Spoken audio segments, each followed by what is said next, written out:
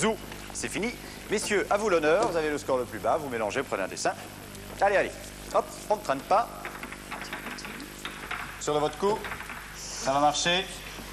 Vous allez casser la baraque. Je compte sur vous. C'est bon, on peut y aller? Attendez, là, je vais faire un petit peu de ménage pour que vous, chez vous, vous puissiez jouer en même temps que nous. Voilà qui est mieux. Allez-y. Tu me dis, Amélie? Il est là. Attends, t'as quelques secondes de réflexion quand même.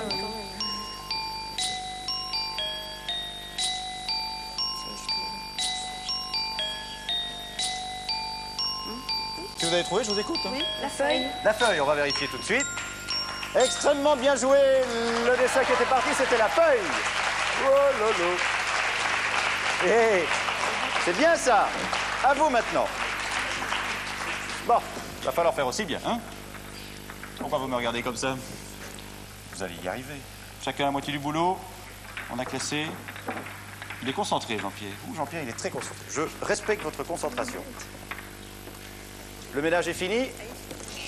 Allez-y.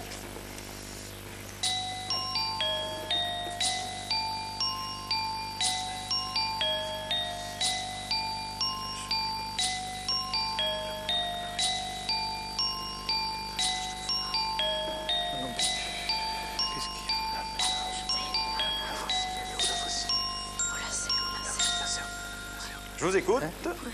Vous proposez? La serpe. La serpe. Vérification, excellente réponse, bien joué. Jean-Pierre et Sébastien, reprenez vos places. Parfait. Un défi mémo qui roule. Voici les scores à ce stade-ci du jeu. Vous avez, messieurs, 650, mesdames. Vous l'emportez avec 750 points. Je vous offre un chèque clear d'une valeur de 600 francs et un deuxième cadeau offert par la 5e. Merci. Voici votre cadeau. Un baladeur avec le casque et les enceintes pour profiter de la musique comme vous voulez. Ça vous fait plaisir? Bon retour. Mesdames, la Mémosphère et les Restos du Cœur vous attendent. Elle affiche, regardez, grâce à vous quatre, j'insiste, 127 000 francs.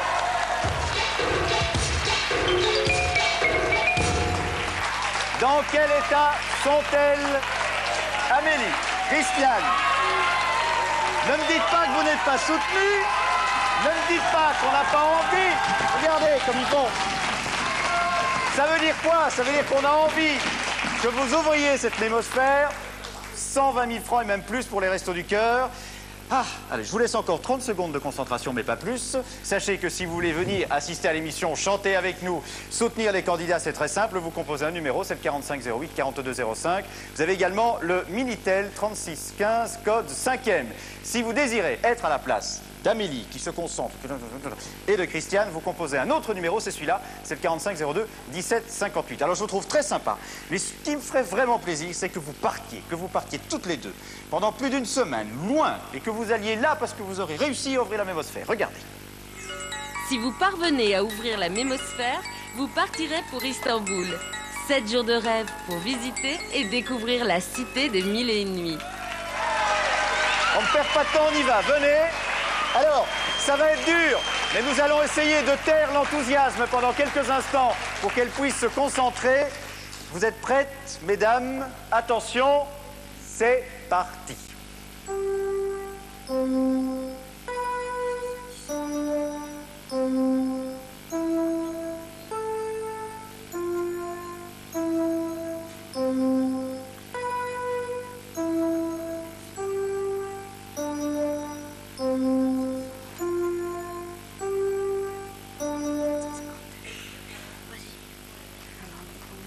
Allez-y.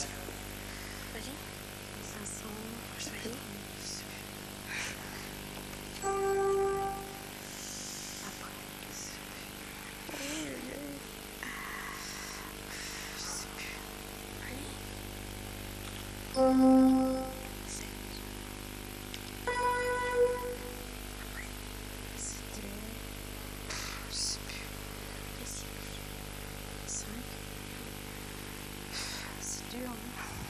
C'est dur, je vous le fais pas dire.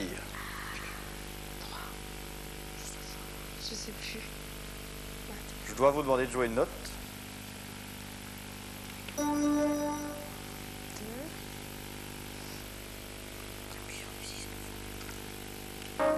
C'est vrai que c'est difficile parce qu'Amélie a dû faire un petit peu le boulot.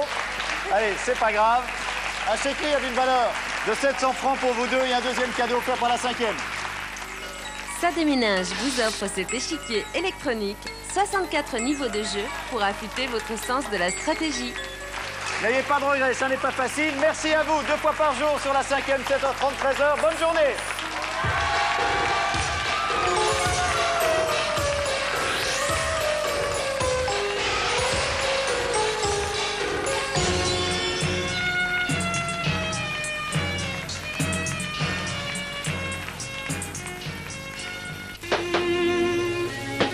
Découvrez le vertueux Pierre Freinet. Dans quelques instants, Monsieur Vincent.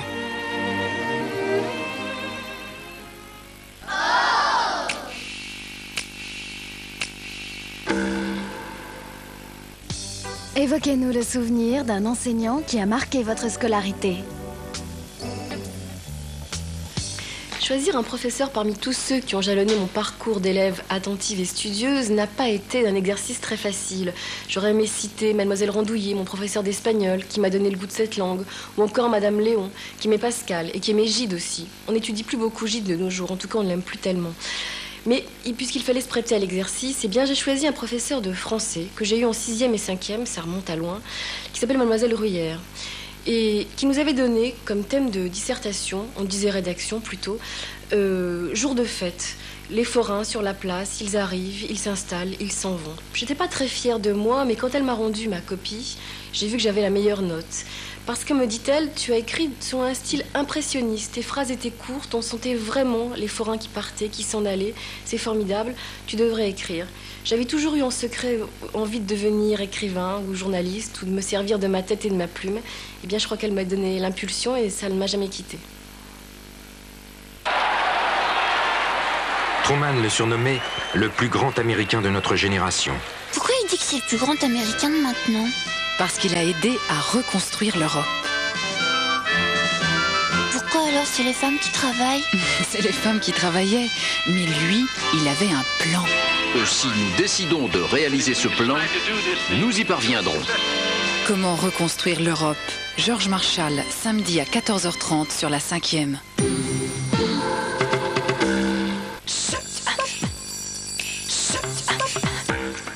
Tester, raisonner, agis, 3615 QI. Plus forte sera ta tête, plus loin tu iras.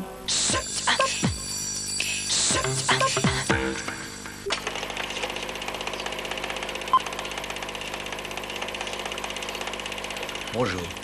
Le film que vous allez voir, Monsieur Vincent, a été réalisé par Maurice Cloche. Il est sorti sur les écrans en fin 1947. Les scénarios et les dialogues sont de Monsieur Jean Anouilh, ce qui est une référence. Et parmi les interprètes, on peut citer Pierre Dux, Michel Bouquet, Jean Carmet, jeune à l'époque, et puis surtout, Pierre Freinet. Pierre Freinet qui interprète le rôle de Saint Vincent de Paul. Magnifiquement, il obtint d'ailleurs à la Biennale de Venise en 1947, la même année, le prix d'interprétation. Pierre Freinet, je l'ai connu, moi, en 1955, quand j'étais assistant. Premier assistant, hein, c'est mieux. Et dans un film qui s'appelait Les Évadés, de Jean-Paul Le Chanois, qui nous a emmenés au Danemark, en Suède. Et je me souviens de lui avec respect. C'était un monsieur fort courtois, peut-être trop. Ça dégageait une espèce de froideur, mais un amour du métier, une passion formidable et une exigence insupportable pour un assistant. Je me souviens que je devais lui fournir un imperméable de l'armée allemande parce qu'il se déguisait en allemand pour s'évader et que je ne l'avais pas trouvé avant son départ. Mais j'en avais en réserve en Suède, au Danemark, et je lui avais dit « je vous les essayerai là-bas, ça sera formidable ». Il ne m'a pas cru, il ne m'a pas attendu, et je sais que sur un quai de gare, il est descendu parce qu'il a aperçu un douanier allemand qui se baladait et qui avait exactement les mêmes impairs, vous savez, vert de gris avec le revers en velours, et il a été lui acheter. Ce qui fait qu'il a reloupé le train pour partir, mais le prochain train, il est arrivé avec l'imperméable et j'avais l'air d'un imbécile. Je cite cette anecdote parce que tout de même, un comédien qui est capable de faire ça, j'éprouve un très grand respect pour lui. Cette année-là, d'ailleurs, je crois, 1947, il avait à lutter contre beaucoup d'autres films formidables. Monsieur Verdoux, Charlie Chaplin, Quai des Orfèvres. de Clouseau. Bon, et puis d'autres, le Diable au corps, qui avait fait un scandale à l'époque. Et il fallait, pour tenir le coup en face et faire un succès, être un très très grand. Et je crois que Pierre Freinet était un très grand. Je pense donc que vous allez passer une après-midi formidable avec lui.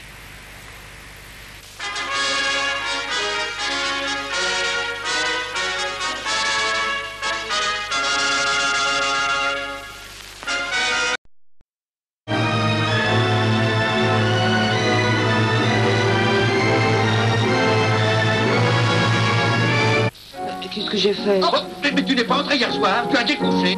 Tu nous as pas prévenu de l'heure à laquelle tu reviendrais. J'ai 22 ans, papa. Allez, on lui fera un mot d'excuse. Les Parents Terribles, mercredi prochain, 13h30 sur la 5e. Organisez-vous.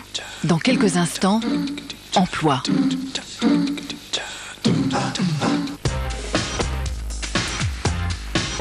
Attention, là j'appuie, hop. Et 1, 2, 3, je pioche. J'envoie, voilà. Et c'est parti. Là je construis une piscine, tu vois. Et un tennis. Et là je rajoute la crème. À la vanille. Ouais. Y a plus qu'à vérifier. Qu'à contrôler. Ouais. Et ça roule, ça roule. Et tu passes à la caisse. Voilà. Business Humanum Est, samedi 11h sur la 5e.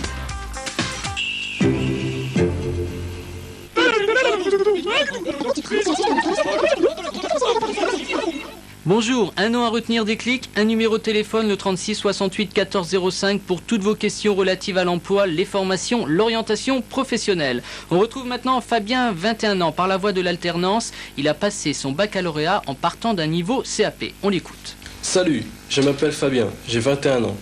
Après avoir consulté une brochure d'information, j'ai décidé de faire un CAP et un BEP de production mécanique en alternance. Quand j'ai eu mes diplômes, j'ai poursuivi jusqu'au bac, toujours en contrat d'apprentissage. Ce système est très bien étudié, car en plus des cours, on acquiert une expérience professionnelle. On voit vraiment comment se déroule la vie active et on perçoit un salaire.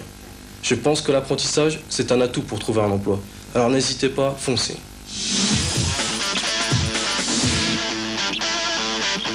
Fabien vous parle des brochures d'information. Ces brochures d'information sont éditées par l'ONICEP et vous les retrouvez dans tous les centres d'information et d'orientation. Vous l'avez compris, par la voie de l'alternance, vous pouvez obtenir tout type de diplôme, le CAP, le BEP et le baccalauréat. Puis au bout du compte, c'est de l'expérience professionnelle plus un salaire. Comme il le dit Fabien, n'hésitez pas, foncez. Nous allons maintenant essayer de donner un petit coup de pouce à un projet qui devrait créer très rapidement des emplois. On l'écoute. Bonjour, une directive communautaire relative à la collecte et à l'incinération des déchets médicaux est actuellement en cours d'élaboration. Demandant d'emploi, j'ai donc l'idée de créer une société dont l'objet est de satisfaire à cette obligation d'hygiène publique concernant les professions médicales et paramédicales. L'idée de M. Mansuy s'appuie sur un décret européen qui vise toutes les professions médicales et paramédicales. Tous les déchets devront être stockés dans des containers en polyéthylène, c'est un plastique assez dur, et être incinérés. Par exemple, une infirmière qui vient chez vous, elle ne peut plus laisser sa seringue ni l'aiguille, mais elle doit absolument la laisser dans un container. Monsieur Mansuy a donc comme projet d'ouvrir une entreprise qui propose les services suivants, d'aller donner les containers, de les ramasser afin d'être incinérés. Cette entreprise pourrait créer dès le départ 15 emplois et par la suite, une antenne par région serait ouverte. Aujourd'hui, monsieur Mansuy recherche des partenaires financiers, des investisseurs, des associés. Pour retrouver les coordonnées de monsieur Mansuy, vous composez le 36 68 14 05.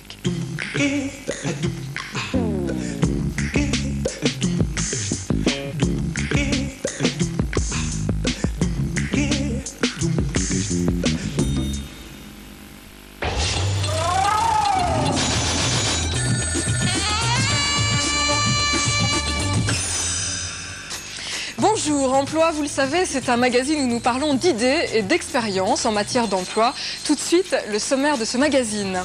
D'après vous, quelles sont les solutions au chômage? Des chefs d'entreprise répondent dans le cadre de notre grande enquête. Quel déclic se passe-t-il entre un recruteur et son futur employé lors d'un entretien d'embauche? Ce sera notre rubrique « Pourquoi lui ?» Métier, devenir greffier en chef, une idée comme une autre. Le conseil de Bertrand Laubry, quand et comment bénéficier d'un contrat de retour à l'emploi. Notre invité, Pascal Salin, bonjour. Bonjour. Vous êtes professeur professeur d'économie à l'université de Paris-Dauphine. L'une de vos spécialités, entre autres, c'est le système monétaire international. Et vous avez travaillé sur la commission qui s'est penchée sur les obstacles à l'emploi pour le Premier ministre. Vous avez d'ailleurs rendu un rapport divergent de ce qui a été donné au Premier ministre. Nous aurons l'occasion d'en parler tout au long de cette émission. Je voudrais tout de suite d'un mot que vous nous disiez quelle idée vous défendez aujourd'hui en matière d'emploi. Je crois qu'ici, il y a cette rencontre entre un travailleur et un employeur. Et il faut par conséquent qu'ils soient incités l'un à l'autre à se rencontrer. Pascal Salin, merci. Patricia Isnardon, bon retour du côté de votre travail. Merci à vous d'avoir été là. Et puis à très bientôt pour une nouvelle édition du magazine Emploi.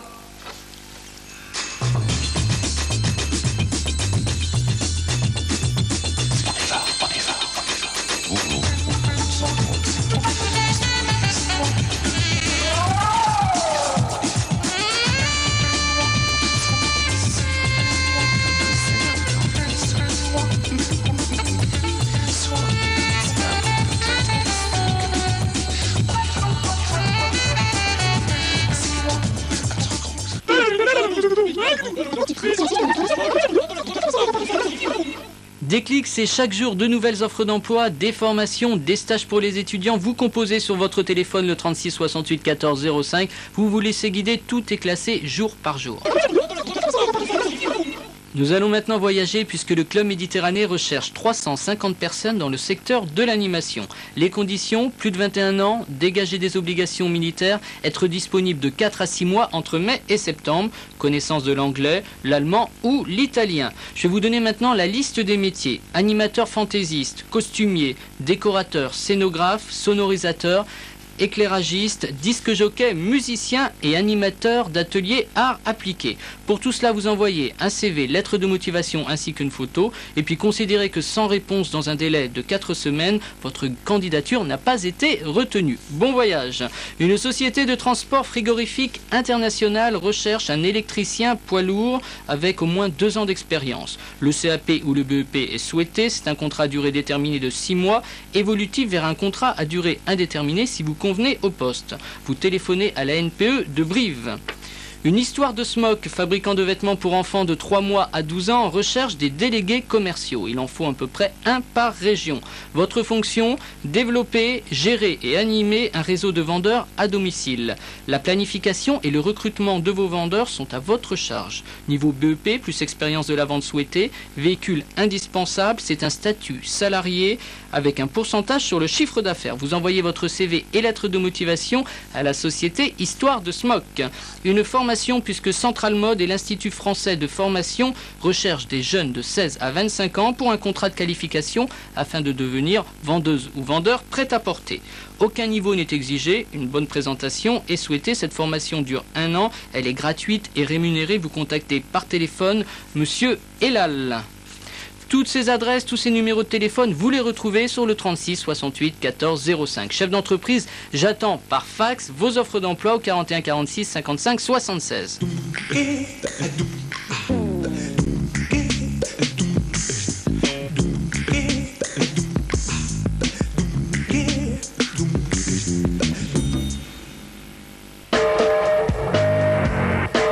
Prévenir pour guérir, la prostate. Dans quelques instants, qui vive. Unconditional surrender. Le consensus de la résistance éclate. Joseph dans Staline. Mao est Mao.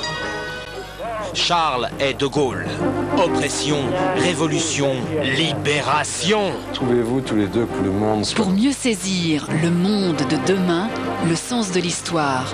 Dimanche 17h sur la 5e.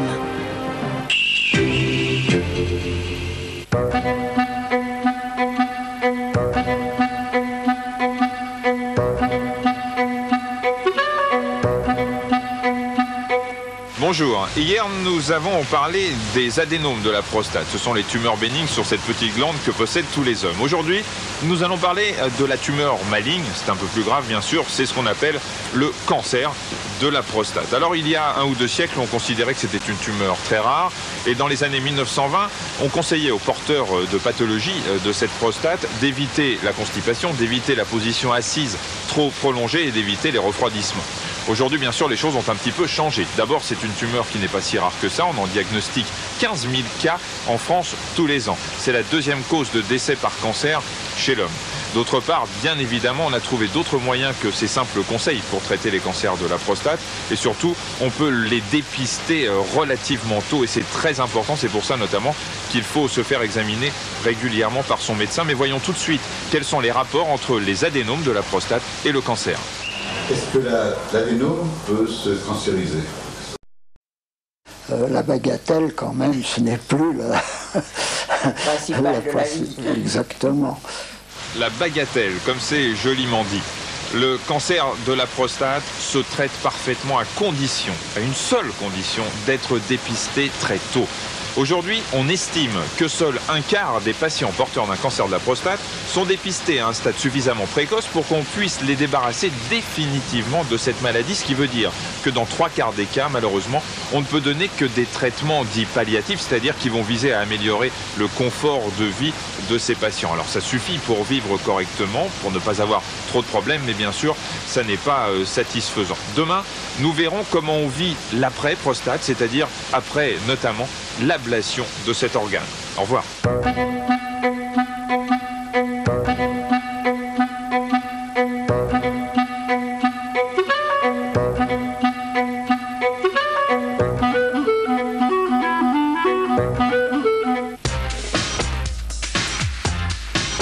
Dans quelques instants, tournez-vous vers les écrans du savoir.